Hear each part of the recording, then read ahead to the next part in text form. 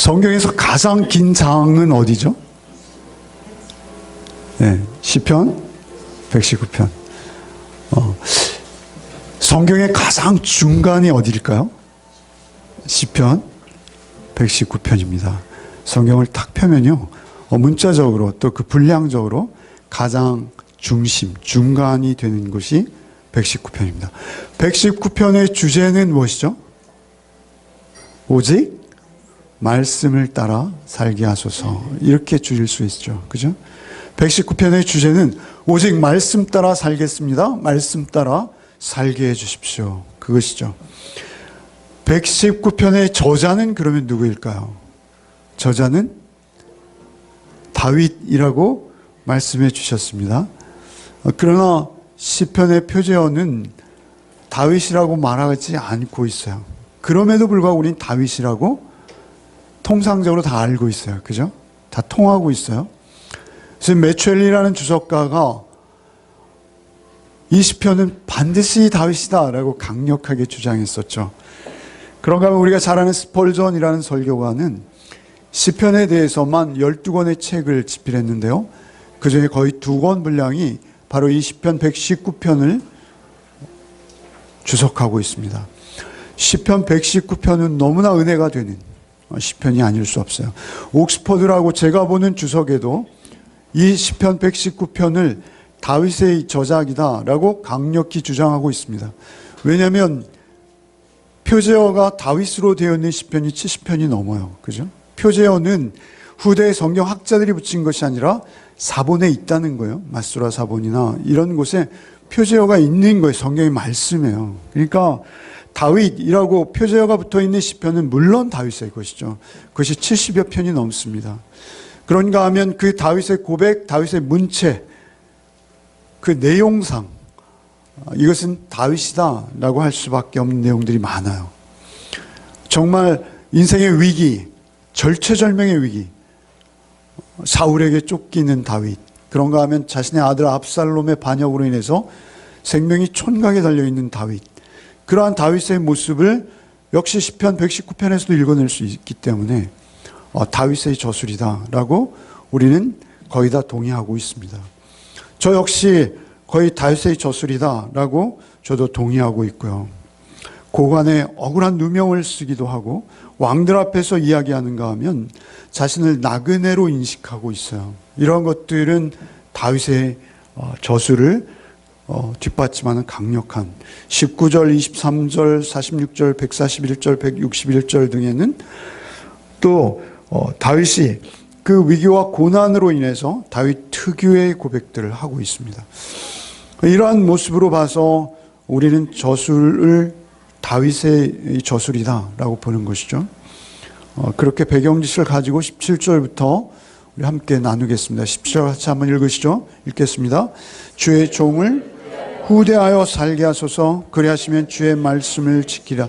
주의 종이라고 자신의 신분을 이야기하고 있어요. 종, 우리 잘 알던 노예예요.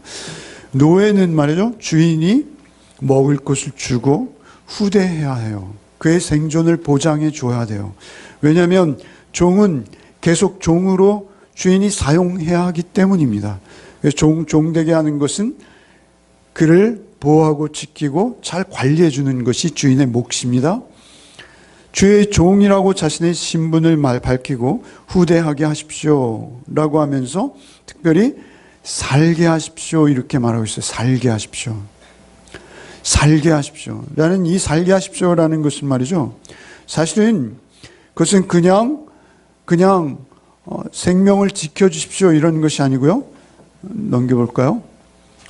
이런 것입니다. 시편 119편에 계속 등장하고 있어요. 유사한 표현들이요. 한번 우리 읽어볼까요? 37절. 내 눈을 돌이켜 허탄한 것을 보지 말게 하시고 주의 곁에서 나를 살아나게 하소서. 88절 한번 읽어보겠습니다. 주의 인자하심을 따라 나를 살아나게 하소서. 107절 읽어보겠습니다. 나의 고난이 매우 심하오니 여호와여 주의 말씀대로 나를 살아나게 하소서. 159절 읽어보겠습니다. 내가 보옵소서. 여호와여 주의 인자하심을 따라 나를 살리소서. 나를 살아나게 하소서. 나를 살아나게 하소서. 나를 살아나게 하소서. 나를 살리소서. 이러한 표현들의 공통점 무엇이냐면 다윗이 거의 죽었다라는 것입니다. 죽어 있다라는 상태입니다. 자기 자신을 거의 죽어 있는 상태로 인식하고 있는 것입니다. 그래서 그 죽어 있는 상태에서 나를 살려주십시오. 살려주십시오. 그리하면 주의 말씀을 지키리이다. 그런데 사실은 이것은 좀 오역이에요. 여러분, 그리하면 하면 우리는 조건을 생각하게 되죠. 살려주시면 제가 주의 말씀을 지키겠습니다. 이렇게 우리가 오해할 수 있는데요. 사실 이것은 좀 다른 뉘앙스예요. 한번 보여주시죠. 표준 세번역 한번 같이 읽겠습니다. 주의 종을 너그럽게 대해 나를 살게 하시고 주의 말씀을 지키게 하소서. 공동번역도 한번 읽겠습니다. 주의 종에게 은혜를 베풀어 주십시오. 그래야 내가 살아서 주의 말씀을 지킬 수 있습니다. 살기 위해서 후대해 주십시오. 살려주시면 지키겠습니다. 그런 거 아니고요. 살려서 지키게 하소서. 기원이에요, 기원.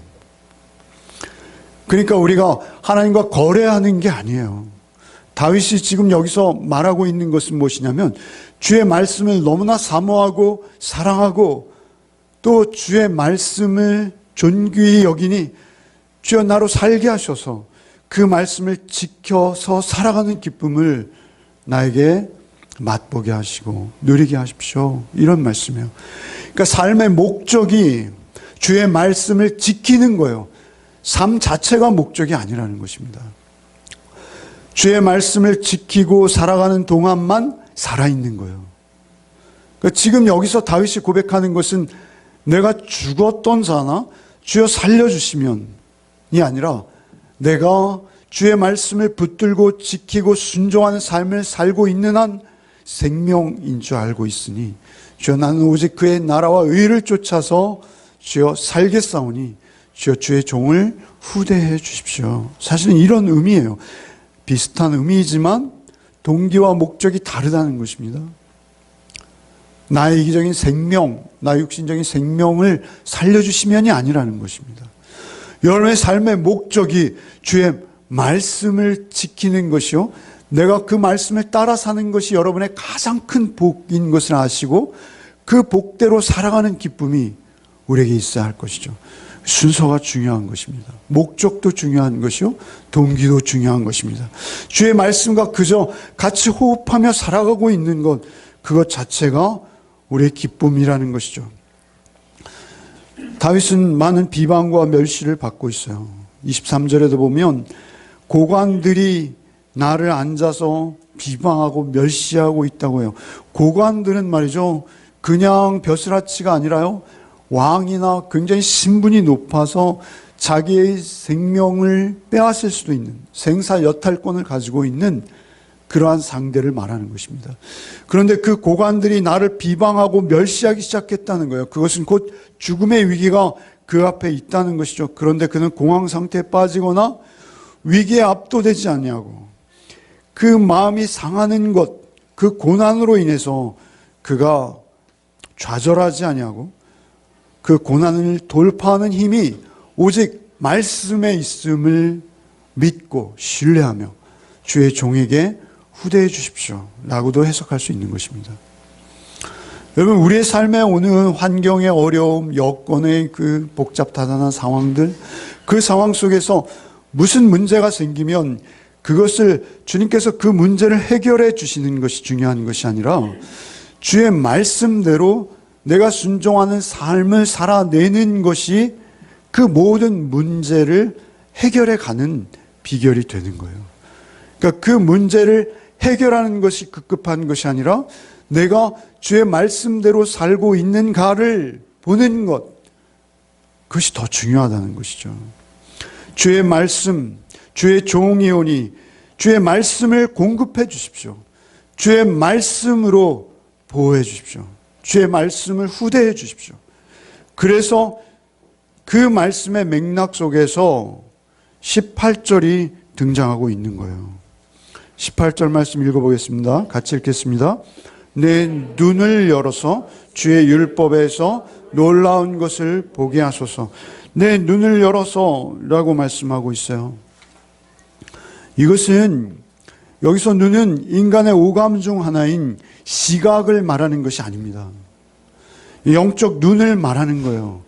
우리가 소위 영안이라고 하는, 영안은 말이죠, 영안이 열려서 신비한 어떤 것을 보는 것이 아니라요, 여기서 놀랍고 기이한 것을 보는 것은 기록된 말씀 안에서 그 놀랍고 기이한 것들을 읽어낼 수 있는 영적인 지각력, 그것을 영안이라 하는 거예요.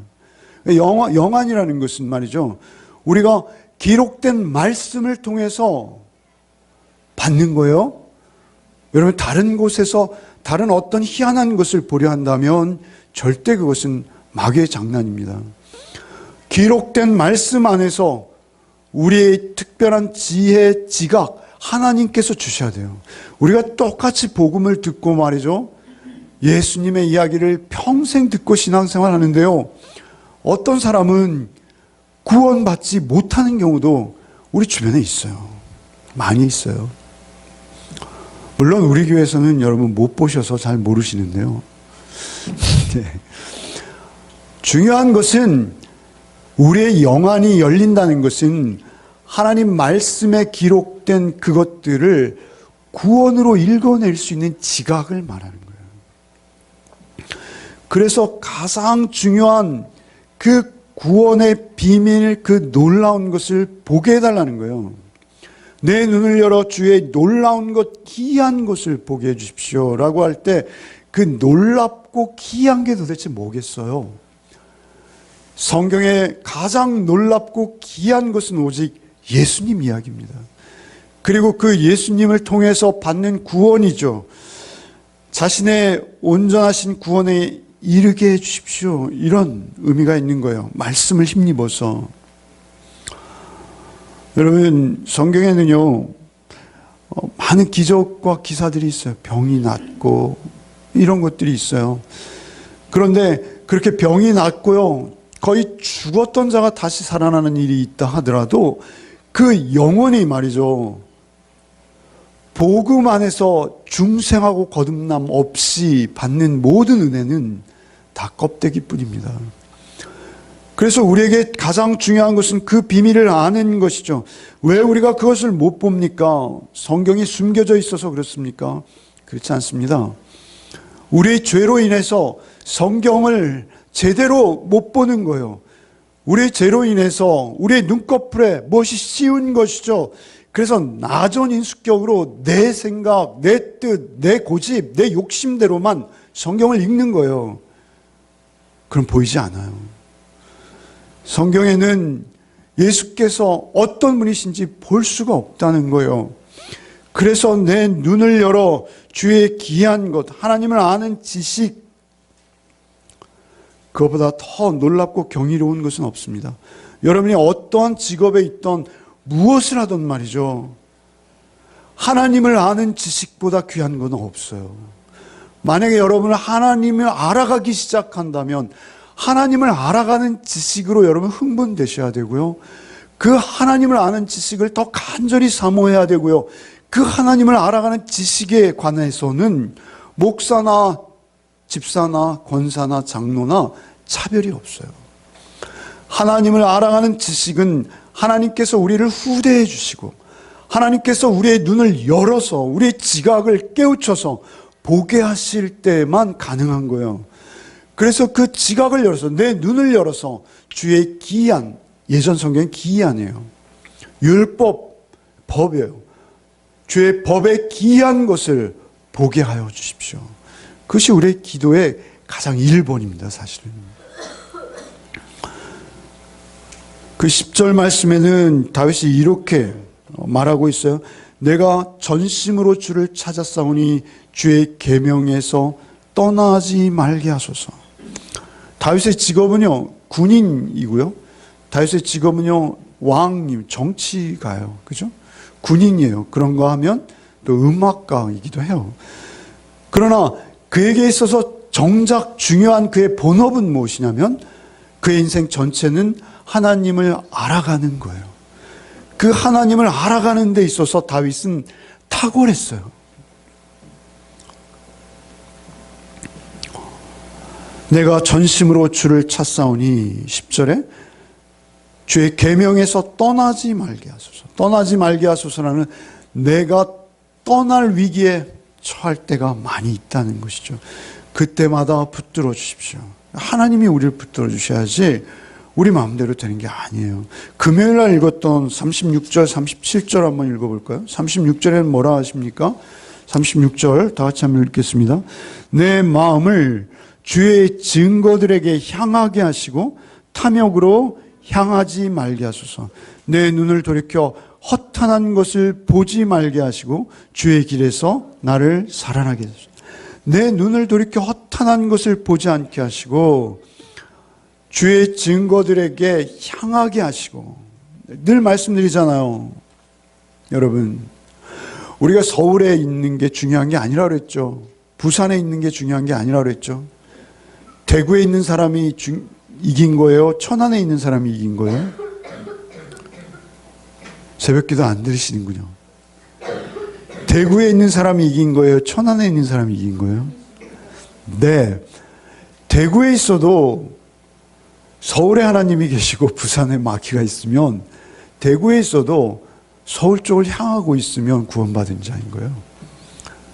남들이 보기에는 서울 다 왔어요. 수원쯤 있어요. 그런데 부산을 보고 있어요. 어떻게 되는 거예요? 부산에 계신 분 죄송합니다. 바꿔서 말해도 상관없어요. 중요한 것은 우리의 방향성인 거예요. 주님께서 우리를 방황하지 않게 하시고 갈짓자로 걷지 않게 하시고 우리의 방향을 주님께만 온전히 향하게 하는 것, 말씀에 집중하게 하는 것,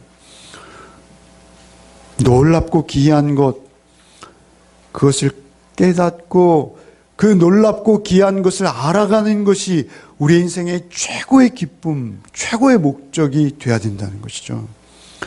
예수께서는 이렇게 말씀하셨어요. 누가복음 10장 22절에 아버지께서 모든 것을 내게 주셨으니 아버지 외에는 아들을 아는 자가 없고 아들과 또 아들의 소원대로 계시를 받은 자 외에는 아버지가 누군지 아는 자가 없나이다. 이렇게 말씀하세요. 아들과 또 아들의 소원대로 계시를 받는 자 외에는 아버지가 누군지 아는 자가 없나이다. 그러니까 하나님을 아는 길은 유일하게 하나밖에 없다는 거예요. 무엇이죠? 하나님의 아들을 통해서만 알 수 있다는 거예요. 하나님의 아들을 통하지 않고 하나님을 아는 길이 없다는 거예요. 다윗이 주님을 몰랐을까요? 알았을까요? 다윗은 주님을 잘 알고 있습니다.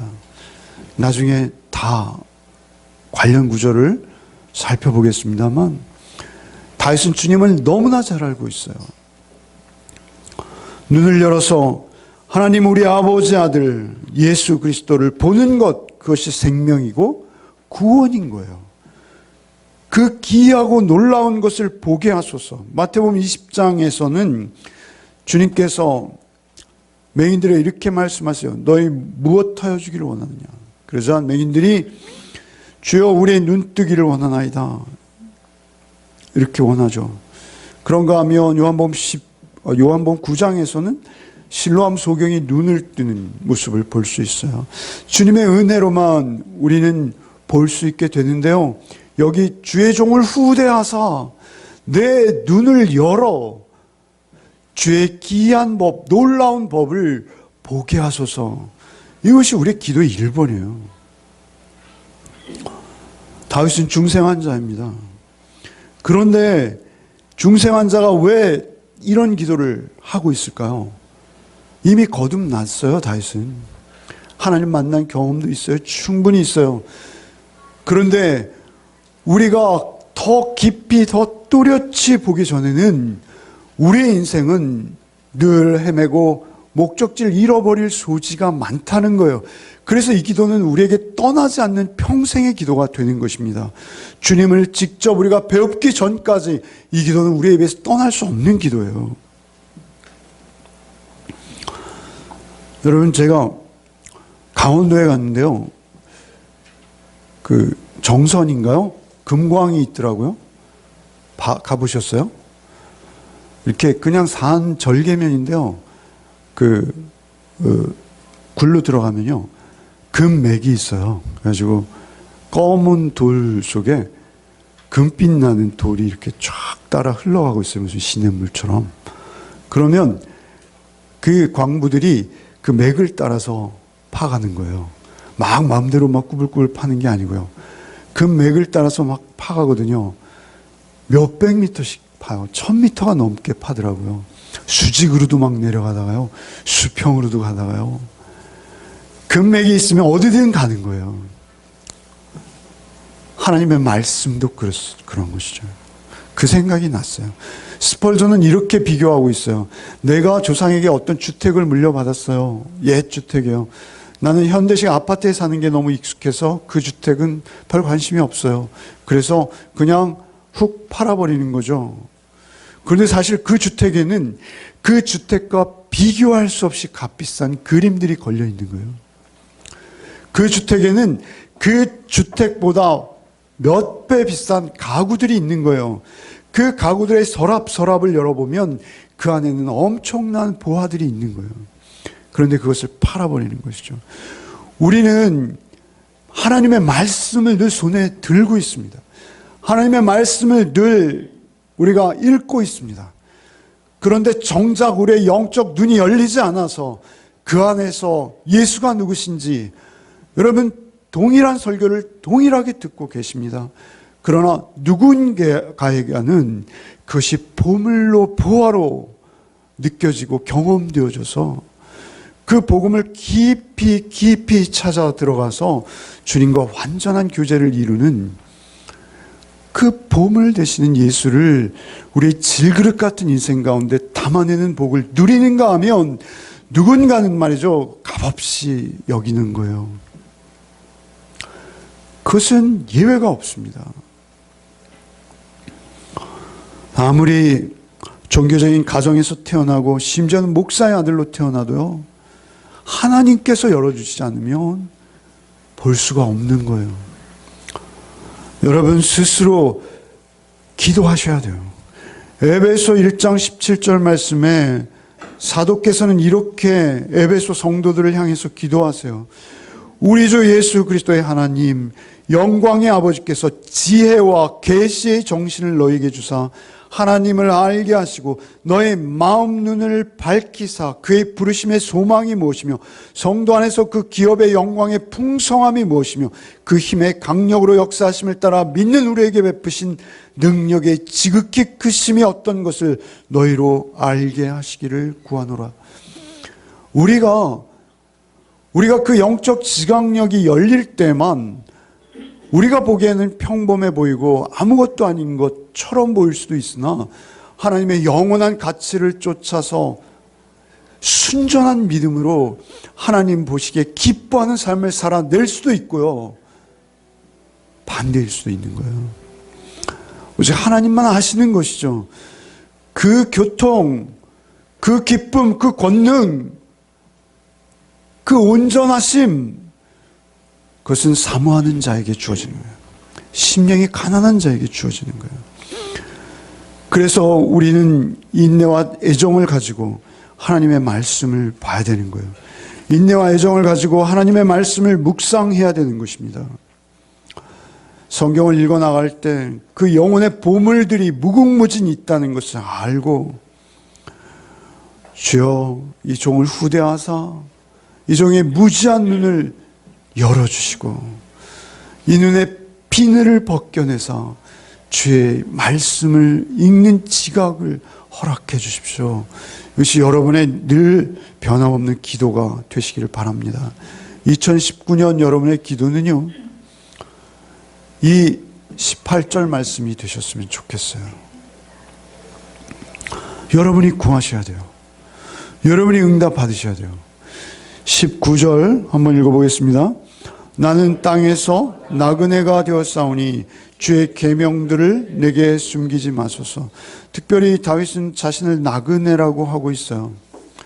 여러분, 이 시점이 다윗이 어떤 시점인지는 잘 모르겠어요. 그러나 다윗은 습관적으로 반복적으로 자신을 나그네라고 말하고 있어요. 여러분, 일국의 왕이 되면 어떻게 됩니까? 기득권 중에도 그런 기득권이 없죠. 그죠? 왕이 되면 이 땅이 신나요. 이 땅 떠나고 싶지 않아요. 그죠? 영원히 살고 싶어요. 중국을 통일한 시황제 제가 말씀드렸잖아요. 중국영신 때인가요? 불로초를 구하기 위해서 우리나라까지, 일본까지 아이들을 보냈다고 그러잖아요. 동자들을. 결국 구한 게 뭐였다고요? 술. 한 대접을 마시면 불로 장생할 줄 알고 마신 거 아니겠습니까? 그런데 다윗은 말이죠, 왕이 되었어요. 임금이 되었어요. 그런데도 자신의 정체성은 나그네인 거예요. 그가 무엇이 부족해서요? 그러나 그가 이 땅에서는, 이 세상 것에 대해서는, 이 세상에 대해서는 나그네로 자신을 인식하면서 말이죠, 하나님 나라에 대해서는 자녀로 인식하는 거예요. 본향으로 인식하는 거예요. 우리는 가진 게 없는데도 이 땅이 너무 좋지 않습니까? 여러분 혹시 그러시면 천만의 말씀입니다. 우리가 이 땅에서 소망하고 소원해야 될 것은 오직 내가 나그네인 것을 알고 하나님의 영원한 나라를 소망하는 기쁨이 있으셔야 돼요. 그 소망의 풍성함을 누리셔야 돼요. 그런데 그것은 오직 말씀의 지각이 열린 자, 말씀을 말씀대로 온전히 믿고 신뢰하는 자에게만 주어지는 것이기에 우리가 이 기도를 멈출 수 없는 것이죠. 그래서 이렇게 말씀하시는 거예요. 나는 땅에서 나그네가 되었사오니 주의 계명들을 내게 숨기지 마십시오. 계명들이 자꾸 희미해질 수 있다는 거예요. 숨기지 마십시오라는 것은 드러내 보여달라는 거예요. 완전히 까발려서 낱낱이 보여주십시오. 이렇게 기도하고 있는 것이죠. 20절 말씀 같이 읽겠습니다. 주의 규례를 항상 사모함으로 내 마음이 상하나이다. 이 말씀은요, 참 놀라운 고백이에요. 사모함으로 내 마음이 상한다. 사모함으로 자기 마음이 상한다는 거예요. 여러분, 누구를 사모해 보신 적 있으세요? 사랑해 보신 적 있으세요? 그런 사랑과는 비교할 수 없는 사랑입니다. 내 마음이 상한다, 이 상한다라는 크러시드라고 영어 성경에 나와 있는데요. 으깨어지고 조개지고 밟혀져서 산산조각 나는, 너무 사랑해서, 너무 사모해서. 여러분, 한번 자막에 제가 119편에만 이러한 유사한 표현들이 많이 등장해요. 다윗은 이렇게 말하죠. 나는 주의 법도를 작은 소리로 읊조립니다. 이런 표현들을 여러 번 반복해요. 그죠? 27절, 23절, 27절, 78절, 90절. 제가 얼핏 보기에 그래요. 그렇게 많이 등장하고 있어요. 읊조린다는 것은 너무 사모하고 너무 사랑해서 그 말씀이 떠나지 않고 내 입에서 자연스럽게 계속 흘러나오는 상태를 말하는 거예요. 123절 한번 읽어보겠습니다. 내 눈이 주의 구원과 주의 의로운 말씀을 사모하기에 피곤한, 이 말씀과 같은 말씀이에요. 지금 우리 읽은 본문은. 여러분, 주의 구원과 주의 의롭다는 것은 정의롭다는 거예요. 주의 의로운 말씀을 사모하기에 피곤하나이다. 여러분, 어느 날 큐티를 하는데 주의 말씀이 너무나 의롭고 사랑스러워서 주의 말씀을 더 이상 읽지 못하고 그 한 구절을 계속 묵상하시다가 눈이 충혈되신 적이,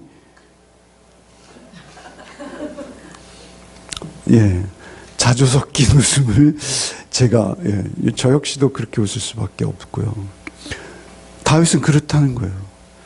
다윗은 그 말씀 한 절이 너무나 오묘하고 달고 기가 막혀서 눈이 피곤하다는 거예요. 스마트폰을 볼 때는 피곤한데 하나님의 말씀을 볼 때는 우리 피곤하지 않잖아요. 131절 한번 읽어봅시다. 내가 주의 계명들을 사모함으로 내가 입을 열고 헐떡거리나이다. 여러분 주의 계명이 너무나 사모돼서 내가 호흡을 유지할 수 없을 정도예요. 호흡을. 숨쉬기가 힘들 정도예요. 숨이 막힐 것 같은 거예요. 제가 수영을 열심히 하는데요. 수영을 할 때는 숨을 헐떡입니다. 그러나 주의 말씀을 대할 때 이런 헐떡임은 저에게 없습니다. 여러분, 이런 헐떡임이 있기를 사모하시기 바랍니다. 정말 주의 말씀이 그렇구나, 그렇구나, 하다가 숨이 가빠질 정도로, 여러분, 그런 말씀에 사모함이 있으면 얼마나 좋겠습니까? 159절 한번 읽어보겠습니다. 내가 주의 법도들을 사랑함으로 보옵소서. 153절 읽겠습니다. 나는 거짓을 미워하며 싫어하고 주의 율법을 사랑하나이다. 너무 단순하죠. 단순해요. 그런데 누군가에게는 부담이 될 수도 있고요. 누군가에게는 너무나 단순해서 굉장히 의미도 없고 건조해 보이는 말씀일 수 있겠으나, 누군가에게는 이 말씀이 숨을 헐떡일 정도의 말씀이 되는 거예요. 나는 죄를 미워하고 주의 말씀을 사모합니다. 그 사모함이 나의 숨을 가쁘게 합니다. 이러한 고백인 거예요. 지금 여기서 주의 규례들을 항상 사모함으로 내 마음이 상하나이다. 그 말씀을 지키고 순종하는 기쁨이 너무 커서 그 말씀대로 살기를 강히 열망하는 그 강한 열정으로 인해서 내 마음이 피곤할 정도예요. 내 마음이 상할 정도예요. 여러분에게 2019년 이런 복이 있으시기 바랍니다. 여러분, 2019년 큐티할 때마다 숨을 헐떡이시고 말이죠. 눈이 피곤하시고 말이죠. 그걸 사모하세요. 종을 후대하시는 하나님께서 우리에게 그렇게 주의 말씀으로 큰 기쁨과 헐떡임을 주실 줄 누가 알겠습니까? 성경의 기록 목적은 하나입니다. 여러분, 성경의 기록 목적은 다른 게 없어요. 우리가 이 땅에서 좀 더 열정적으로 살고 영향력 있는 삶을 살고 그리고 더 나은 위치에 올라서는 것, 그것이 성경의 기록 목적이 아니에요. 그것은 달콤한 유혹일 뿐이에요. 성경의 기록 목적은 오직 우리를 죄와 그 저주받은 죽음에서 구원하셔서 하나님의 백성이요 하나님의 자녀로서 단 하루를 살아도 이 땅에서 온전한 삶을 살게 하시기 원하시는 하나님의 뜻인 것이죠. 하나님의 말씀의 목적을 우리는 분명히 이해해야 돼요. 우리 송구영신 예배 때 우리가 살펴보았던 누가복음 24장 44절 이하, 또 이르시되 내가 너희와 함께 있을 때 너희에게 말한 바 곧 모세의 율법과 선지자의 글과 시편의 나를 가리켜 기록된 모든 것이 이루어져야 하리라 한 말을 이것이라 하시고, 이에 저희 마음을 열어 성경을 깨닫게 하시고, 엠마오로 가는 두 제자에게 모세 율법과 선지자의 글과 너희가 읽고 있는 모든 시가서, 시편에 기록된 모든 말씀들이 다 나를 위해서 기록된 것이다 라고 말씀하시고 그들의 눈을 확 열어주셨어요. 그러자 그들이 자기와 함께 걷고 있는 그분이 예수이신 것을 보게 되는 것이죠. 눈을 열어줘야 돼요. 주님이 우리의 눈을 열어주셔야 돼요. 그래서 기도해야 되는 거예요. 여러분, 다윗은 말이죠, 다윗이 살고 있을 때 시가서 있었나요? 없었습니다. 시편은 거의 다윗의 기록이죠. 솔로몬의 기록이기도 하고요. 조금 있었을까요? 일부 모세의 기록이나 아삽의 기록이나. 그런가 하면 역사서는 있었을까요? 없었습니다. 선지서들은 있었을까요? 대부분 없었습니다. 그가 가지고 있는 것은 고작 율법 정도였어요. 그런데 그 율법에 많은 양들이 피를 흘리고 소들이 피를 흘리고 그 제사제도와 그리고 그 성전에서 행해지는 모든 것들을 통해서 예수를 보고 있어요. 놀랍지 않아요? 종을 후대하사 종의 눈을 열어 주의 율법의 기이한 것, 놀라운 것을 보게 하소서. 그 율법밖에 없어요. 모세오경 뿐이에요. 그러나 그 가운데서도 그 레위기의 말씀, 신명기의 말씀들을 통해서도 예수를 읽어내고 있다는 거예요. 다윗이 선지자라고 예수께서는 말씀하십니다. 베드로 사도께서도 말씀하시고요. 마태복음 22장에 바리새인들과 논쟁하실 때 예수께서 이렇게 말씀하세요. 마태복음 22장 41절, 바리새인들이 모였을 때 예수께서 그들에게 물으시되 너희는 그리스도에 대하여 어떻게 생각하느냐? 네 자손이냐? 대답하되 다윗의 자손이니이다. 가라사대 그러면 다윗이 성경에 감동하여 어찌 그리스도를 주라 칭하여 말하되 주께서 내 주께 이르시되 내가 내 원수로 내 발 아래 들 때까지 내 우편에 앉아 있으라 하셨도다 했느냐? 다윗이 그리스도를 주라 칭하였은즉 어찌 그의 자손이 되겠느냐 하시니 한 말도 능히 대답하는 자가 없고 그날부터 감히 그에게 묻는 자도 없더라. 예수님을 보시고 말이죠. 예수님을 향해서 내가 아브라함이 나기 전에도 있었다고 예수님을 핍박하고 대항하던 그들을 향해서 다윗이 오실 메시아 주를 그리스도라 했는데 너희는 거기에 대해 어떻게 생각해? 주님이 묻는 거예요. 할 말이 없는 거죠. 다윗은 주님을 알고 있었고 주님을 보고 있었다는 거예요. 여러분, 더 놀라운 것은 우리 시편 전체에 메시아 시편들이 많아요. 메시아를 예언하는 시편들이에요. 그런데 그 중에 다윗이라고 표제가 붙어 있는 다윗의 저술이 확실한 시편들이 메시아 시편의 절반이 넘어요. 마치 주님의 십자가 처형을 옆에서 보고 있듯이 기록했어요. 다윗이 어떻게 그렇게 기록할 수 있을까요? 주의 종을 후대하신 거예요. 그의 눈을 열어 기이한 것을 보게 하신 거예요. 그는 수천 년 전에 예수를 보고 있었어요. 그 상황을 베드로가 가장 적나라하게 잘 묘사하고 있습니다.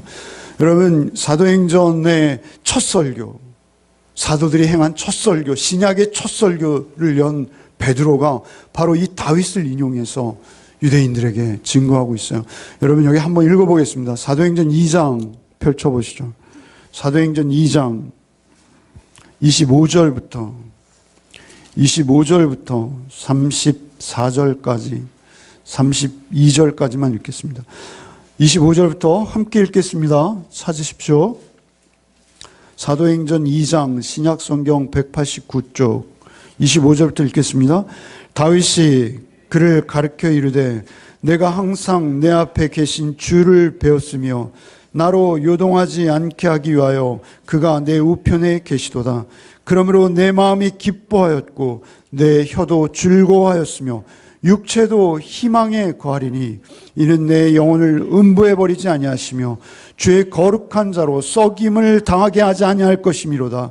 주께서 생명의 길을 내게 보이셨으니 주 앞에서 내게 기쁨이 충만하게 하시리로다 하였으므로 형제들아 내가 조상 다윗에 대하여 담대히 말할 수 있노니 다윗이 죽어 장사되어 그 묘가 오늘까지 우리 중에 있도다.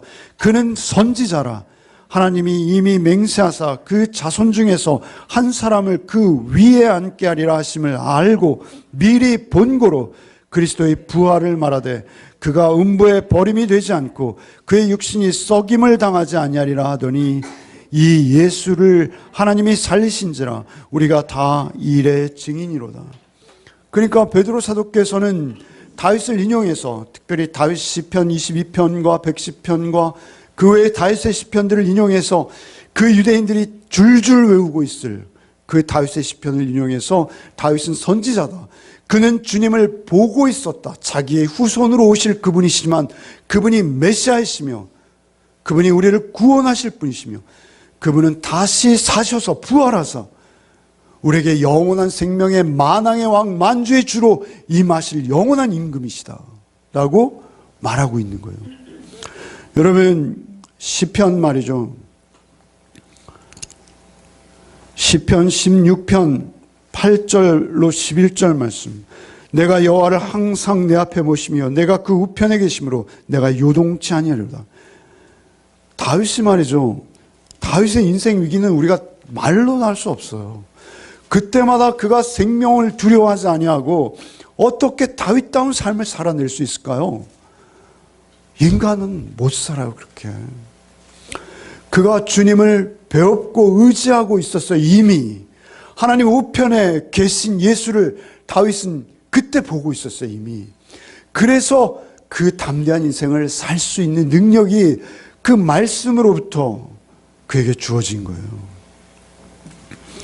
여러분, 시편 22편에 가면요, 다윗이 말이죠, 주님을 십자가 옆에서 뵙고 있는 것 같아요. 시편 22편 1절, 다윗의 시 영장으로 야일렛 샤할에 맞춘 노래.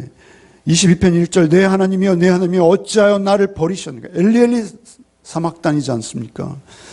어찌 나를 멀리하며 돕지 아니하시며 내 신음하는 소리를 듣지 아니하시니까. 6절에 나는 벌레요 사람이 아니라 사람의 회방거리요 백성의 조롱거리이니다. 7절에 나를 보는 자는 다 비웃으며 입술을 삐죽이고 머리를 흔들며 말하되. 8절에 저가 여호와께 의탁하니 구원하실걸, 저가 기뻐하시니 건지실걸 하나이다.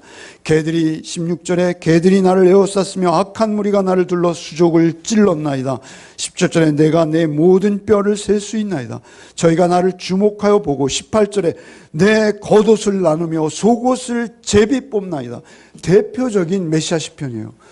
여러분, 다윗은 말이죠, 바로 십자가 옆에서 로마의 군병들이 예수님의 옷을 제비 뽑고 있는 것을 보고 있어요. 내 눈을 열어 주의 기이한 법을 보게 하소서라는 그 기도에 하나님께서 어떻게 세밀하게 응답하셨는지 우리 성경을 통해서 확인할 수 있어요. 여러분, 우리를 구원하신 주님을 여러분도 배울 수 있어요. 성경에 기록된 대로 여러분이 주님께 간절히 구할 때 우리의 그 가난한 심령을 주께서 긍휼히 보시고 주님의 모습을 우리에게 더욱 또렷이 보여주실 것을 기도하셔야 합니다. 여러분, 시편 110편 역시 표제어가 다윗의 시로 기록되어 있습니다. 전체를 한번 여기서는 읽지 않겠습니다. 너무 길어서요. 그러나 여러분 집에 가셔서 110편 전체를 한번 읽어보세요. 다 메시아 예언시예요. 하나님이 만왕의 왕 만주의 주로 오셔서 하나님 보좌 우편에 앉아 그 귀를 우리에게 내미사 우리를 구원하실.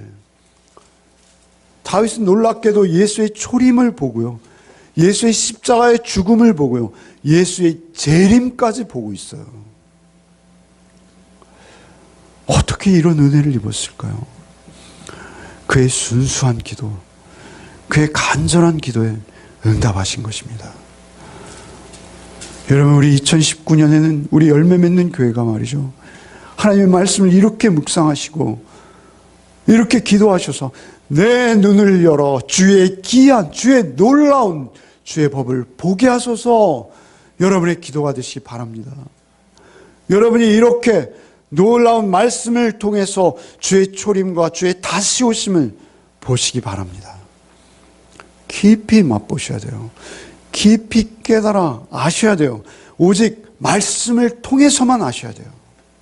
다른 것이 아니라 말씀이 말씀 그대로 믿어지는 복을 통해서 주님을 더욱 깊이 만나고 체험하는 그런 한 해가 되시길 바랍니다. 여러분, 다윗은요, 저는 이 시간이 좀 남아서요, 다윗이 체험한 이 기이하고 놀라운 그 법이 뭘까요? 율법의 기이하고 놀라운 것을 깨닫게 하소서. 저는 다윗이 깨달은 가장 기이한 율법은요, 죄사함이라고 봐요. 죄사함. 여러분, 우리가 죄사함을 얻고 구원받는 거예요. 우리 죄사함의 확신 다음에 구원인 거예요. 여러분, 우리의 감사와 기쁨이 제일 넘칠 때가 언제인가요? 나의 사죄의 확신이 나 안에 들 때요. 여러분, 그런 점에서 여러분 시편 51편과 시편 32편보다 더 귀한 말씀은 저는 시편에 없다고 봐요. 여러분, 우리 시간이 오늘 좀 남았어요. 시간 별로 안 갔어요, 여러분. 그래서 제가 시편 32편과 51편 한번 읽고 마치겠습니다. 시편 51편. 시편 오늘 본문이 있잖아요. 앞으로 쭉 따라가시면 51편이 있어요. 51편 표제어부터 한번 읽어봅시다. 표제어부터 한번 읽어봅시다. 다윗의 시, 인도자를 따라 부르는 노래. 다윗이 밧세바와 동침한 후 선지자 나단이 그에게 왔을 때, 하나님이여 주의 인자를 따라 내게 은혜를 베푸시며 주의 많은 긍휼을 따라 내 죄악을 지워 주소서. 나의 죄악을 맑게 씻으시며 나의 죄를 깨끗이 제하소서. 무릇 나는 내 죄가를 아오니 내 죄가 항상 내 앞에 있나이다. 내가 주께만 범죄하여 주의 목전에 악을 행하였사오니 주께서 말씀하실 때 의로우다 하시고 주께서 심판하실 때 순전하시다 하리이다. 내가 죄악 중에서 출생하였으며 어머니가 죄 중에서 나를 잉태하였나이다. 보소서, 주께서는 중심이 진실함을 원하시오니 내게 지혜를 은밀히 가르치소이다. 우슬초로 나를 정결하게 하소서. 내가 정하리이다. 나의 죄를 씻어 주소서. 내가 눈보다 희리다. 내가 즐겁고 기쁜 소리를 들려주시사 주께서 꺾으신 뼈들도 즐거워하게 하소서. 주의 얼굴을 내 죄에서 돌이키시고 내 모든 죄악을 지워주소서. 하나님이여 내 속에 정한 마음을 창조하시고 내 안에 정직한 영을 새롭게 하소서. 나를 주 앞에서 쫓아내지 마시며 주의 성령을 내게서 거두지 마소서. 주의 구원의 즐거움을 내게 회복시켜 주시고 자원하는 심령을 주사 나를 붙드소서. 그리하면 내가 범죄자에게 주의 도를 가르치리니 죄인들이 주께 돌아오리이다. 하나님이여 나의 구원의 하나님이여 피 흘린 죄에서 나를 건지소서. 내 혀가 주의 의를 높이 노래하리이다. 주여 내 입술을 열어 주소서. 내 입이 주를 찬송하여 전파하리이다. 주께서는 제사를 기뻐하지 아니하시나니 그렇지 아니하면 내가 드렸을 것이라. 주는 번제를 기뻐하지 아니하시나이다. 하나님께서 구하시는 제사는 상한 심령이라. 하나님이여 상하고 통회하는 마음을 주께서 멸시하지 아니하시리이다. 주의 은택으로 시온의 선을 행하시고 예루살렘 성을 쌓으소서. 그때 주께서 의로운 제사와 번제와 온전한 번제를 기뻐하시리니 그때 그들이 숫소를 주의 제단에 드리리이다. 너무나 놀랍지 않습니까? 신약 안에 있는 진리가 고스란히 담겨 있어요. 신약의 진리가 아니면 이 말씀을 읽고 해독할 자가 누가 있겠어요? 여러분 32편으로 한번 가보시죠. 조금만 앞으로 넘기면 32편이 있어요. 32편도 우리가 한번 읽고 마치겠습니다. 32편 1절부터 허물의 사함을 받고 자신의 죄가 가려진 자는 복이 있도다. 마음에 간사함이 없고 여호와께 정죄를 당하지 아니하는 자는 복이 있도다. 내가 입을 열지 아니할 때 종일 신음함으로 내 뼈가 쇠하였도다. 주의 손이 주야로 나를 누르시오니 내 진액이 빠져서 여름 가뭄에 마름같이 되었나이다. 셀라. 내가 이르기를 내 허물을 여호와께 자복하리라 하고 주께 내 죄를 아뢰고 내 죄악을 숨기지 아니하였더니 곧 주께서 내 죄악을 사하셨나이다. 셀라. 이로 말미암아 모든 경건한 자는 주를 만날 기회를 얻어서 주께 기도할지라. 진실로 홍수가 범람할지라도 그에게 미치지 못하리이다. 주는 나의 은신처이오니 환난에서 나를 보호하시고 구원의 노래로 나를 두루시리이다. 셀라. 내가 내 갈 길을 가르쳐 보이고 너를 주목하여 훈계하리로다. 너희는 무지한 말이나 노새같이 되지 말저다. 그것들은 제갈과 굴레로 단속하지 아니하면 너에게 가까이 가지 아니하리로다. 악인들에게는 많은 슬픔이 있으나 여호와를 신뢰하는 자에게는 인자하심이 두루리로다. 너희 의인들아 여호와를 기뻐하며 즐거워할지어다. 마음이 정직한 너희들아 다 즐거이 외칠지어다. 아멘. 한없는 죄와 인간의 힘으로 도저히 용서할 수 없는, 용서받을 것조차 기대할 수 없는 자가 주님 앞에 나아가서 주님께 기도할 때 주께서 완전한 대속과 사죄의 은총을 주셔서 그를 새롭게 하셔서 복음의 전도자로 세우시고 그리고 오히려 정직하지 못한 자들에게 복음을 전하고 하나님의 의와 공의를 선포하며 그들을 하나님께로 돌이키는 하나님의 복음 전도자로 세우시는 주님의 은혜를 체험한 거예요. 그게 32절에 있고요, 52절에 있는 거예요. 여러분, 다윗의 이 기도가 부럽지 않으십니까? 내 눈을 열어 주의 기이한 법을 보게 하소서. 이것이 여러분 2019년의 유일한 기도가 되시기 바라요. 그리고 그 기도에 반드시 응답받으시기 바랍니다. 주의 말씀만 사모하시고 주의 말씀만 붙들고 주의 말씀은 내 발의 등이요 내 길의 빛이오니 주의 말씀으로 나를 인도하시되 그 순전한 복음의 말씀으로 나를 인도해 주옵소서. 여러분의 기도가 되시기를 바랍니다. 주님 감사합니다. 주께서는 선하사 우리에게 말씀을 주셨습니다. 주님, 우리 게으름과 나태함으로 우리가 말씀을 너무 밋밋하게 평면적으로 보고 있지 않은지요.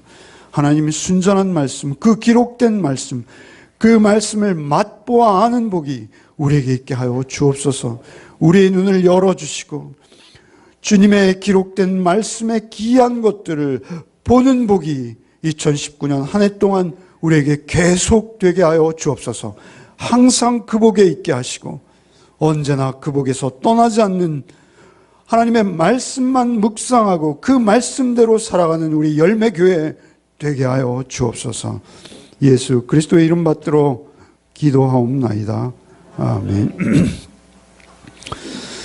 이제는 우리 주 예수 그리스도의 은혜와 하나님 아버지의 크고도 놀라우신 사랑과 성령의 교통감화 충만케 하시는 은총이 내 눈을 열어 주의 귀한 법을 보게 하여 주소서. 이 기도로 2019년 한 해를 오직 주의 말씀 따라 살기로 주님을 더욱 깊이 경험하며 주의 빛을 더욱 또렷이 보기로 소원하는 우리 가족들 위해 이제로부터 영원토록 함께 계시기를 축원하옵나이다.